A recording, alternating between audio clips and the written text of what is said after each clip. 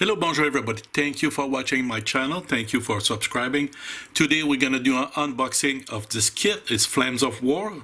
It's 1/100 scale or 15mm. It's a German unit, platoon level. It's the Panzer IV/70. It contains 5 complete Panzer IV 70 V tanks. The kit number is GBX36. That's pretty much the first version of the Jagdpanzer IV 70. There's a kit later on called GBX37 that contains also the Jagdpanzer IV L70. In the back, we get an idea of all the 5 tanks. One here, and how to build it, the different components to build that vehicle. Also, it said it includes 5 individually sculpted Panzer IV 70 tanks, 5 tank commander, tank stowage, 5 set of Schürzen or skirt, German decal sheet. I got that kit really cheap, so don't be surprised it's missing stuff. I don't have any decal sheets in that kit, but regardless of that, it won't stop me to build it and put some decals on it. Also, it is important to note that the GBX151 Jagdpanzer kit is now available on the market for Flames of War. The GBX151 Jagdpanzer is the first generation of the Jagdpanzer that we see here. The Jagdpanzer first generation came with a 7.5 cm anti-tank gun that is the same that you can find on the StuG and on the Panzer IV. Later on in the war, because they start to produce the Jagdpanzer IV here in early 1944. By the end of summer 1944, they were putting the new gun L70, the 7.5 L70 gun onto this vehicle, and the L70 is the same gun as the Panther. So on the GBX151, the Jagdpanzer is a lower gun, the 7.5 centimeter, the same as the StuG, like I said. And if you play Flames of War and you're just starting to play, I highly recommend don't buy that GBX151 Jagdpanzer. It's really expensive. It's about $60 Canadian for this kit. And you can just make a platoon of 2, 3, or 4 vehicles. And the box is for 4 vehicles. And the stats are exactly the same as the StuG, except for the StuG, there's a crossing of 4, while the crossing of the Jagdpanzer is 3. But otherwise, the stats are the same for those 2 vehicles. So it is way more economic for someone who just start to play to purchase StuG kit that come with 5 StuG, and then you can use it as a formation commander and into a formation and also as support, than having the Jagdpanzer IV only as support, a maximum of 4 vehicles, that you spend lots of money to do exactly the same as what the StuG will do in the game, if you play the game. Now, if you are a modeler and you're just looking to model 1/100, it's not a bad kit, it's pretty unique. But if you play Flames of War, as much as unique it is, as there's no value in quality and improvement of your unit on the battlefield. But back to this kit, GBX36. Here's what is inside the box.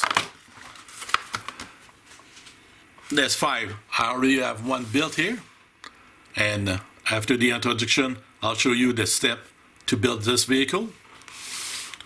But that just say there's 5 resin Jagdpanzer that came with 5 track, left and right, and Schürzen for each, or skirt, I better just say skirt. Mud flap for the back, and a little sprue that include hatch for the crew commander, hatch for the loader, and a figure as a crew commander. There's 5 of them. The metal are lead metal, so highly toxic. So, and you're gonna find you just handling like that, your fingers would become all black because the toxin would just go on your skin and change color for black, and then go in your mainstream blood. When we talk about the gun, there's 7 guns in the kit, even if they mention there's 5, for 1 for each Jagdpanzer. So it's a long 7.5 centimeter, long 70 inches. 1, 2, 3, 4, and the 5th one right here. So there's five of them like this. They're all the same, and 2 with a camouflage net hanging on the top of the gun. So on this kit, you can see I installed one with the camouflage net. What is big difference between the GBX36 and GBX37 is both have, here you go, start to lose piece of it, lead crap thing, is they both have what do you call it? The anti, now that I want to say it, I just forget the name, but the paste to make sure the magnet mine don't fit on it, the vehicle, all 5 of them. But the L-17, when it came and be built at end of August, the beginning of September, they stopped to put the paste on the vehicle. So the Zimmerit, here you go, I just remember, were probably not found of, or almost not found on any Jagdpanzer Panzer IV L-70 gun, because the Zimmerit stopped to be put on vehicle in September 1944. But the Battlefront decided to have them put anyway on it. But the good thing about this one is, as you can see from one model to the other, for example on this side, there's change. You see it's missing a bit of Zimmerit here, well, none on that, but on top here it's missing, not on the here. So every model Zimmerit is different from on every model, so it's a great thing. So you don't have 2 vehicles that are the same look. They all have difference in the body shape. Great for Battlefront. I give a good thumbs up for that. On the GBX37, my understanding, because I don't have that kit, is stowage like spare track, box,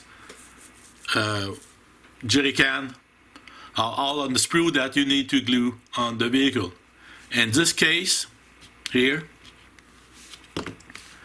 it's all on it, but different. For example, on this one, you can see there's a crick, 2 road wheel, a tarp, and the shovel axe that we can see here on top of it. We take another one, and there's a long spare track on the back of the vehicle, for example. We change for this one.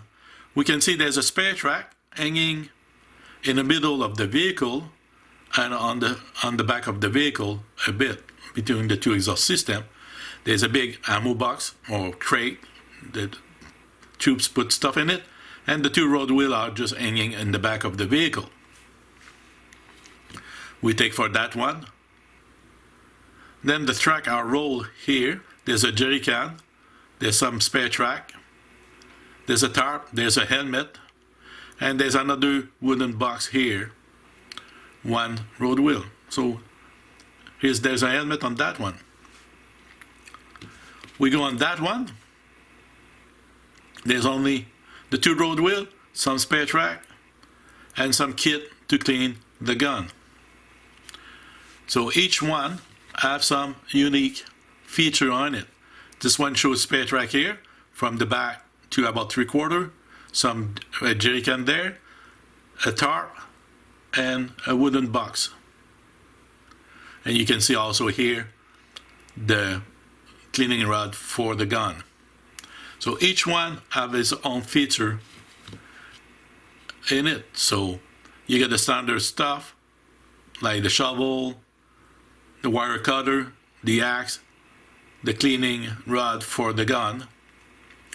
But the stowage is different, and the spare track are differently placed on the vehicle. So that's a big plus for this kit. Here there's something on the back. I don't know if it's supposed to be a spare track that is missing the track on top of it, or whatever it is. I have no idea. And even if I look this way, I don't see what it could be, but that's okay. So that's what is so special about that kit. It's all vehicle, all 5 vehicle will have unique feature. Another unique feature is there's 2 where the port for the MG is open, and 3 it is closed. So that complete.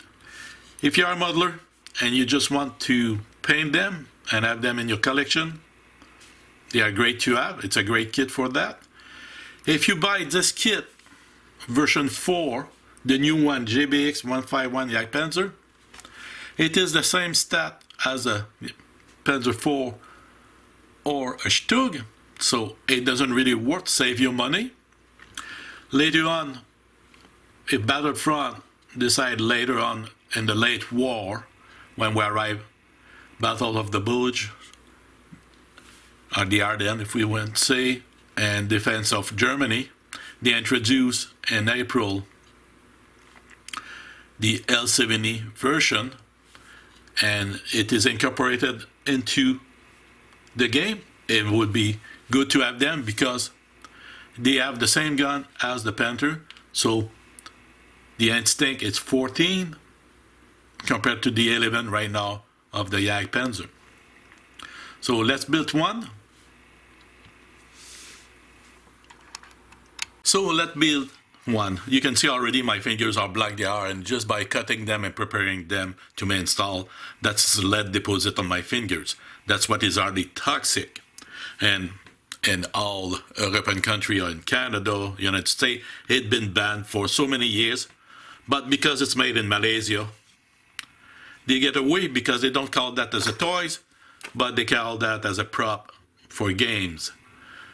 Otherwise, it would be banned to enter the country in most of European and American country. So I'm going to use super glue to install it. So let's start. And one bad thing is with that kit too, because it's lead and resin, it doesn't go well. And the glue don't glue much. You look at it and they fall apart. So one side is done. Do the other side.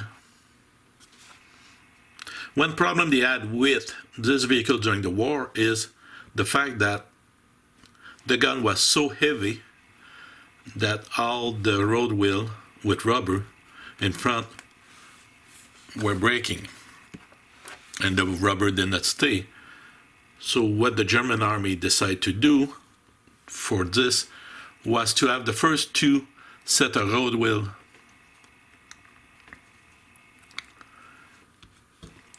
all metal, and then the rest were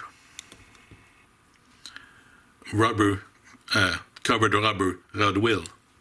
And this one you can you can see it's all rubber. So it's the first generation with the small 42, but when they reach with the long 70 and everything like that, it was way too heavy, and because of that, they removed the road wheel with rubber and put them, the first two set, with full metal rod wheel, and the rest were rubber. So now the track are installed. I'm going to just wait for them to dry so we can pass the next step. Now that it's being dry for a few minutes, let's put the Schürzen, but the skirt.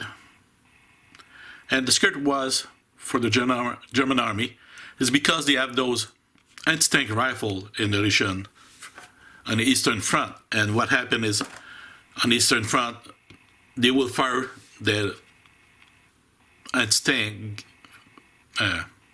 gun at them, is like a rifle, anti-tank rifle gun at them, and just hit the ammo rack or hit the crew inside.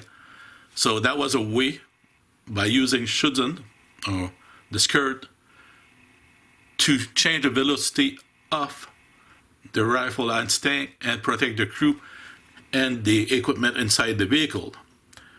The thing is, they were so heavy, those one that was installed on the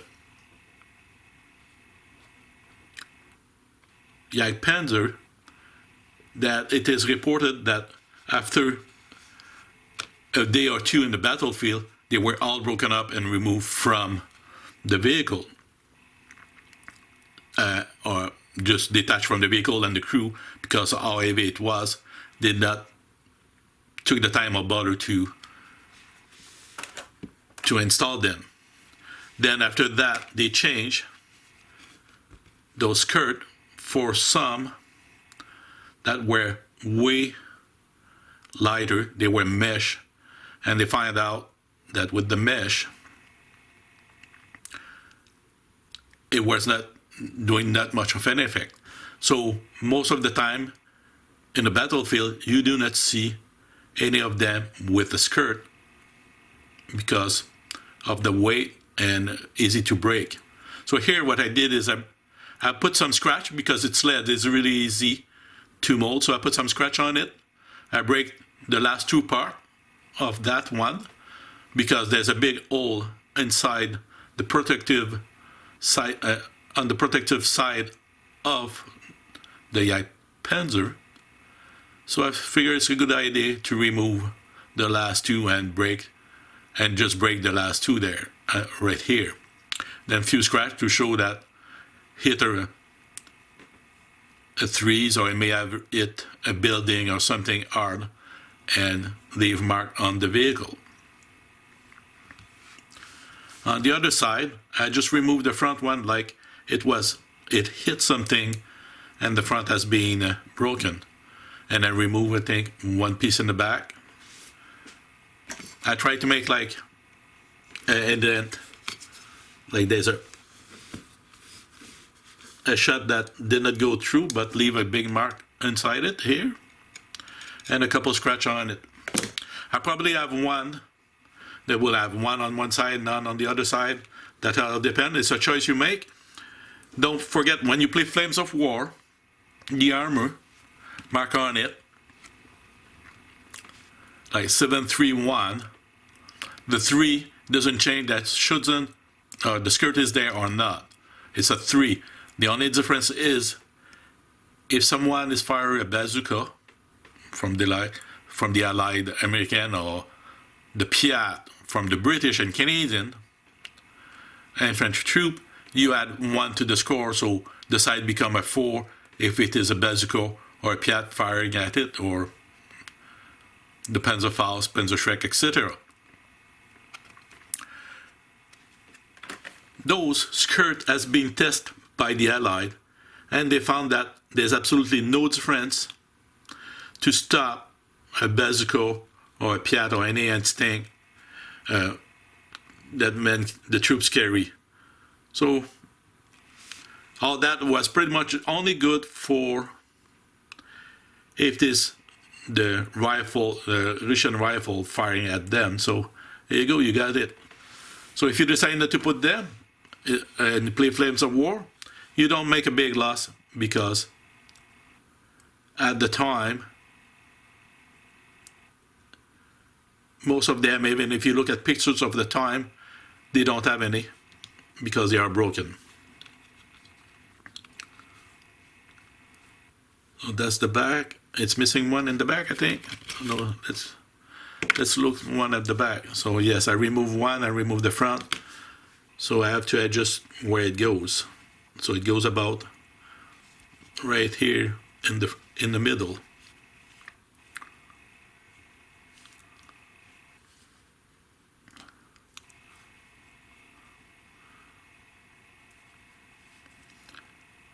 So it's missing a bit. When you put a complete one, you have to make the last here and the front like just equal to the middle of the sprocket wheel or the return wheel. So basically the skirt will finish right here, about right here like that. So if I remove the last part and everything, I just have to look at it to try to make it to fit like this. So basically the first long one is pretty much flat with the top armor here, and the first of the last two, the second last, equal to the line of the superstructure here. So we continue with that. So there's the two mudguard that go in the back. If you look at the mudguard, there's a side on one, and the side go to the inside of the vehicle. You can see here it's on the inside. So we're gonna put them on the inside and put them now on. So this go on that side, this go on this side.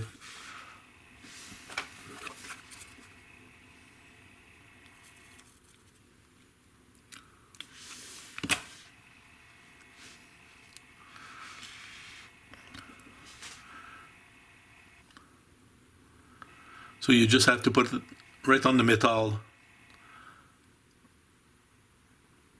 of the road wheel.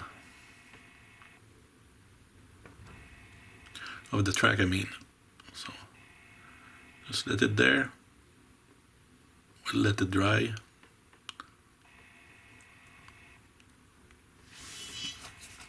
Put on the other side.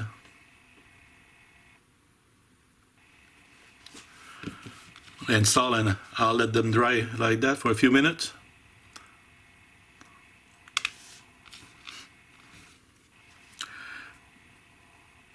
That they're really, not really easy. It's not metal on metal like that. Super glue take a few seconds to harden. So let's them dry. It's a bit more solid. There's three things to install. It's the hatch for the loader. I'm gonna put the hatch close.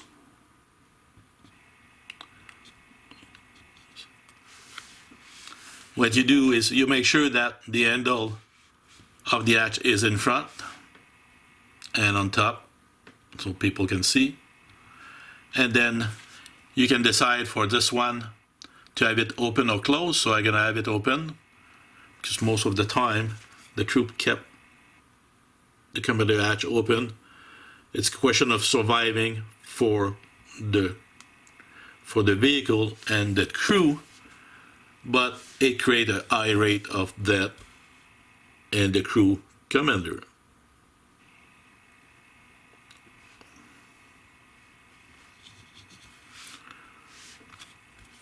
And the last thing is the gun. The gun you see here, I decided to install the one with the camouflage net on it. So those camouflage net hanging go underneath. There's a little indent inside here, and when you look at the vehicle front, there's a hole there, so the indent will go in, and that is your mark where to put the gun. So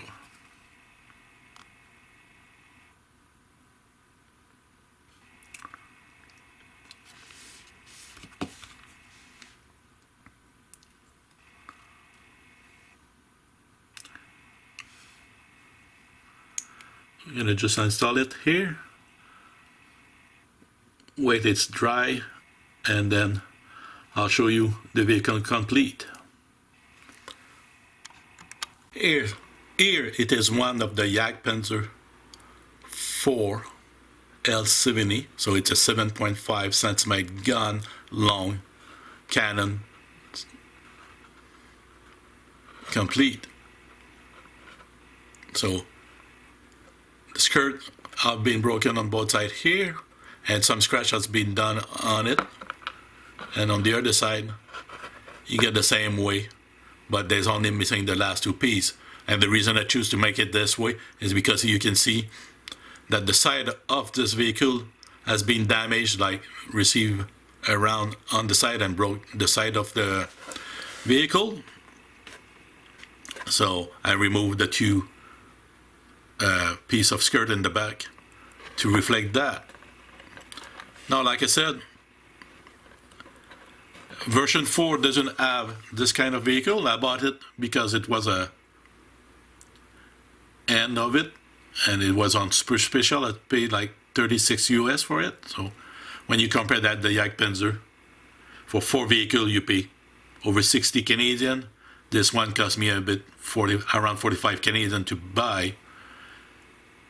And I like to paint, I like to build and paint, so there was no reason I decided to purchase it anyway. I know it's not part of Battlefront right now, the L70, but later on I hope it will be introduced by Battlefront again, like on version 3. If you decide to put the skirt on that, it's a choice of you, or damaged skirt or no skirt. It's up to you. So I hope you enjoyed my video. Thank you for watching. I'll see you soon with an update on this vehicle, painting and weathering. Thank you. Bye-bye.